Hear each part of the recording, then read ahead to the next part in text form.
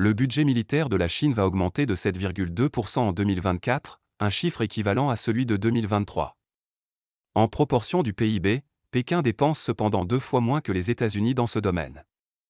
La Chine a annoncé mardi 5 mars un budget militaire en hausse de 7,2% pour 2024, dans un contexte de corruption dans l'armée et de tensions persistantes autour de Taïwan et en mer de Chine méridionale.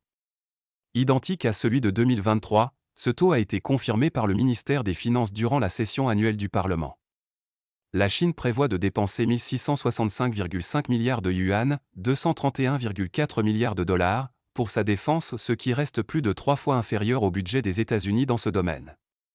Le géant asiatique maintient une croissance raisonnable de son budget militaire pour sauvegarder sa souveraineté, sa sécurité et ses intérêts de développement, a justifié lundi Lu Qingjian, le porte-parole de la session parlementaire. La somme allouée à la défense chinoise augmente depuis plusieurs décennies, globalement au diapason de la croissance économique.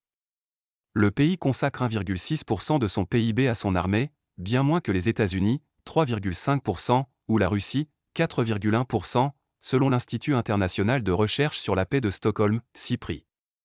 L'essor militaire chinois est toutefois vu avec suspicion par les États-Unis, le Japon ou les Philippines, pays avec lequel la Chine se dispute le contrôle d'îlots en mer de Chine méridionale. Il suscite également des craintes à Taïwan, île de 23 millions d'habitants que la Chine espère réunifier avec son territoire, ou encore en Inde, avec laquelle des escarmouches éclatent parfois le long de la frontière contestée entre les deux pays dans l'Himalaya.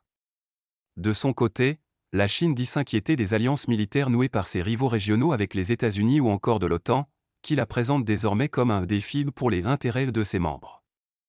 Nombre de têtes nucléaires en hausse. Le chef de l'OTAN, Jens Stoltenberg, a encore déclaré en janvier que la Chine se rapproche de nous car nous la voyons en Afrique, nous la voyons dans l'Arctique, nous la voyons essayer de contrôler les infrastructures critiques.